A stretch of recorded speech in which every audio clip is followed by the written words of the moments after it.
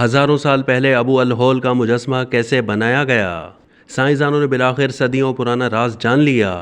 صدیوں پرانے اہرام مصر عرصے سے لوگوں اور سائنسدانوں کی توجہ کا مرکز بنے ہوئے ہیں۔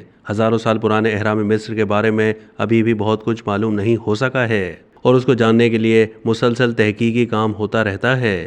گیزا کے عظیم حرم کے ساتھ ساتھ ابو الہول کا مجسمہ عرصے سے سائنسدانوں کے لیے معمہ بنا ہوا ہے، جو اب تک یہ سمجھ نہیں سکے تھے کہ ہزاروں سال پہلے اتنا بڑا مجسمہ کیسے تعمیر کیا گیا۔ اب سائنسدانوں نے اس حوالے سے دعویٰ کیا کہ انہوں نے جان لیا کہ آخر 4500 سال پہلے ابو الہول کی تعمیر کیسے ممکن ہوئی۔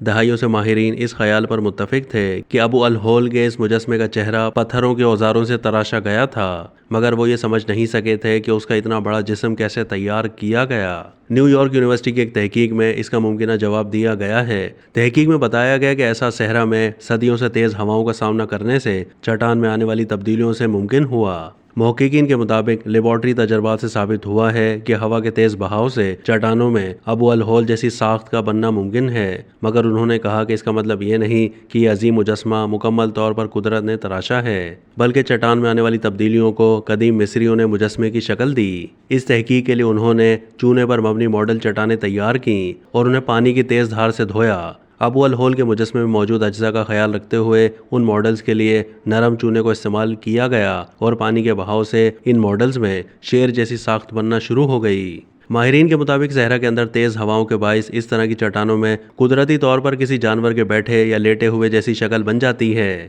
ابو الہول کا مجسمہ بہت پراسرار سمجھا جاتا ہے کیونکہ 20 میٹر لمبے اس مجسمے کو چونے کی ایک چٹان کو تراش کر تیار کیا گیا۔ 1981 میں ایک ماہر ارضیات نے خیال ظاہر کیا تھا کہ ابو الہول کے مجسمے کی تعمیر میں تیز ہواؤں نے اہم کردار ادا کیا تھا۔ اب اس نئی تحقیق کے نتائج سے اس خیال کو تقویت ملی ہے۔ محققین کے مطابق نتائج سے اندیا ملتا ہے کہ ابو الہول جیسے اسٹرکچر اس طرح کے حالات میں تشکیل پا سکتے ہیں، مگر انہوں نے تسلیم کیا کہ ابھی بھی اس سوال کا جواب نہیں معلوم ہو سکا کہ مجسمے کا کتنا حصہ قدرتی ہے اور کتنا حصہ انسانوں کا تیار کردہ ہے۔ محققین نے مزید کہا کہ ہماری تحقیق میں یہ خیال ظاہر کیا گیا ہے کہ سر، گردن اور پنجے کا بیشتر حصہ قدرت کا تراشا ہوا ہے۔ اب تک کے لیے اتنا ہی۔ مزید معلومات کے لیے ڈیلی جنگ کے یوٹیوب چینل کو سبسکرائب کیجیے۔